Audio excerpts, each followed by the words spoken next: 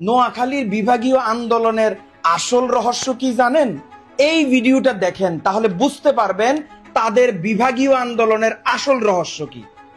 আমাদের মূল ফোকাসটা যদি নোয়াখালী বিভাগ বাস্তবায়নের চাইতে কুমিল্লাতে অংশীদার না হওয়ার জন্য রাখি, আমরা যদি আমাদের চট্টগ্রামে থাকার ব্যাপারটা জোরালো করি তাহলে কুমিল্লাটা আটকাই যাবে।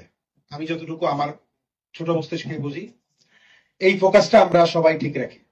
আমরা নোয়াখালী বিভাগ বাস্তবায়ন আন্দোলনে ঢাকা স্টক অভিযান উপজেলা জাতীয়তাবাদী ফোরাম থেকে আমাদের সর্বোচ্চ মেম্বার সাপোর্ট দেব।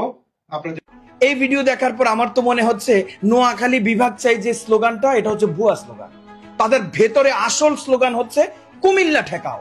ছি, ধিক্কার জানাই আপনাদেরকে ধিক্কার জানাই। কারণ আপনারা নিজেরা তো যোগ্য হতেই পারেননি, আরেকটা যোগ্য জেলা যখন বিভাগ হওয়ার পরিপূর্ণতা অর্জন করেছে সেটাকে রুখে দেওয়ার জন্য আপনারা মাঠে নেমে এখন কুমিল্লাকে বিভাগ হতে বাধা দিচ্ছেন। একজন ভালো খাচ্ছে, ভালো ঘুমাচ্ছে, সেটা আপনাদের সহ্য হচ্ছে না। কুমিল্লা ঠেকাও। কুমিল্লাকে ঠেকালেই কি আপনাদের শান্তি? এত হিংসা কেন আপনাদের মনে? এত হিংসা কেন? যদি আপনাদের এতই হিংসা হয়, ছিঁড়ে ফেলে দিতে পারবেন কুমিল্লা বোর্ড থেকে যে সার্টিফিকেট গুলো নিয়ে আজকে বড় বড় প্রতিষ্ঠানে কাজ করছেন, গর্ব করে বলছেন আমার এই ডিগ্রি আছে, সেই ডিগ্রি আছে, এটা আছে, সেটা আছে, ছিঁড়ে ফেলে দিতে পারবেন? পারবেন না। তাহলে হিংসা কেন?